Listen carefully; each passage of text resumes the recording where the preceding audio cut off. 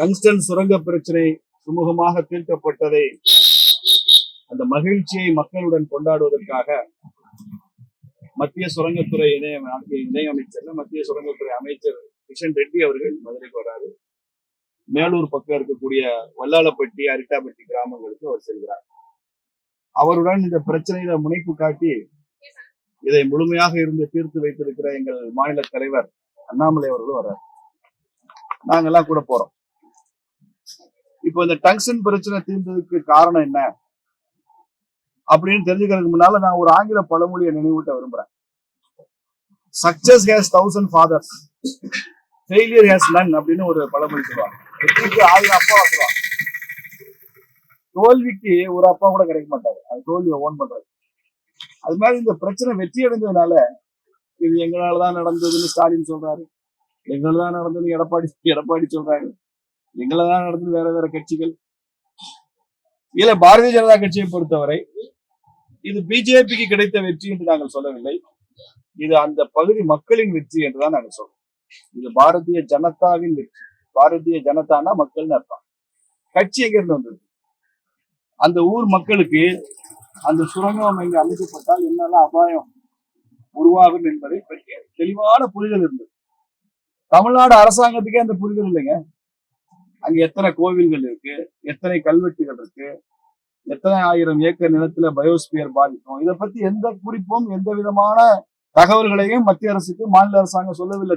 திமுக ஆட்சி லட்சணம் தான் திராவிட மாடல். இதையெல்லாம் மத்தியில சுரங்கத்துறை அமைச்சர் கிஷன் ரெட்டி அவர்களிடம் நேருக்கு நேரா மேஜையில அமர்ந்து கொண்டு அந்த கிராம மக்கள் பேசினாங்க. அதுக்கப்புறம் தான் இது முழுமையாக மத்திய அரசு புரிந்து கொண்டு அந்த ஏலத்தை நம்ம ரத்து செய்யணும். நீங்க அந்த பகுதி மக்கள் ஒரு கட்டுப்பாட்டான பாரம்பரிய வாழ்க்கை முறைக்கு உட்பட்டோம். கேரளா பக்கம் போனீங்கன்னா அம்பலம் சொன்னா கோவில், இங்கே அதே அம்பலம்ன்றது கோயில் தான்.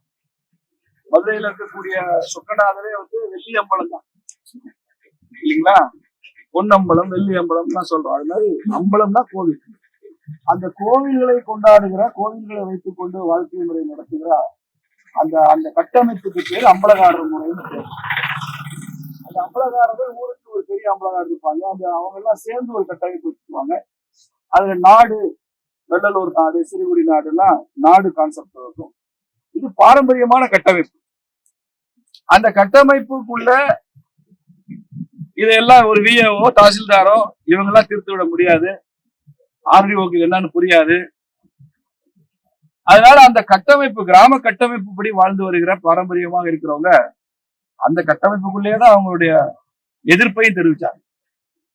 அவங்களுடைய போராட்டம் எல்லாம் வன்முறை இல்லாம அறவழியில நடந்த போராட்டம். 20 கிலோமீட்டர் ஒரு 50,000 பேர் ஊர்வலம் வர்றாங்க. ஒரு இடத்துல கூட ஒரு கல்வி சம்பவமோ, யாரோ ஒரு அதிகாரி தாக்கப்பட்டார் என்றோ, இல்ல ஆட்சியாளர்கள் எதிர்த்து ரொம்ப அவதூறா கோஷம் போட்டாங்கன்னோ ஒரு சம்பவம் கூட இல்லை. அதுல உள்ள புகுந்து அந்த போராட்டத்தை திசை திருப்பி தேச விரோதமா கொண்டு போயிடணும், கிட்டத்தட்ட ஸ்டெர்லைட் மாதிரி இதை எடுத்துட்டு போகணும்னு சில விஷமிகள் முயற்சி செஞ்சாங்க.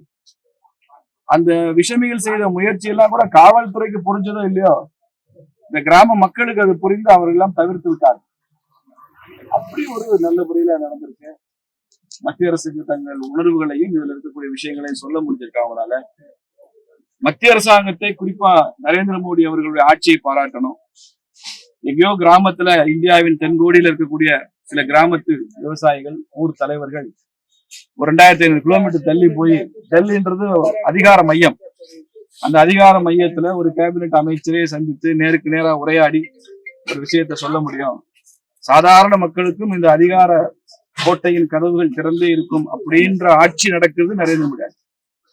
அதனால டங்ஸ்டன் பிரச்சனை முழுமையாக தீர்ந்தெடுக்க காரணம் அந்த கிராம மக்களும் அவர்களது கட்டமைப்பான அந்த வாழ்க்கை முறையும் நரேந்திர மோடி அவருடைய ஆட்சி முறையும் தான் காரணம். அதனால இடையில யாரோ கிரெடிட் எடுத்து போறது தேவையில்லை. நாங்கெல்லாம் அதுல இன்ஸ்ட்ருமெண்ட்ஸா இருந்தோம். இவ்வளவு பெரிய முயற்சியில நாங்கெல்லாம் கருவிகளாக இருந்தோம். கிஷன் ரெட்டி அவர்கள் ஒரு கருவியா இருந்தாரு, நான் ஒரு கருவியா இருந்தேன். எங்க மாநில தலைவர் அண்ணாமலை அவர்கள் முழு முயற்சி எடுத்து மிகப்பெரிய ஒரு இன்ஸ்ட்ருமெண்டா இருந்து அதை சரி செய்திருக்கிறாரு. இப்படி ஒவ்வொருத்தரும் கருவிகளாக, எங்க 2 மாவட்ட தலைவர்கள் அங்க இருக்காங்க, அவங்களும் அவங்க எல்லாம் கூட்டிட்டு வந்து செஞ்சு முழுசா அவங்களோட இருந்து கன்வின்ஸ் பண்ணிருக்காங்க. இப்படி எல்லா வகையிலையும் we are the tools. இதை செய்து சாதிச்சது அந்த கிராம மக்களும் ஐயா மோடி அவர்கள் தான்.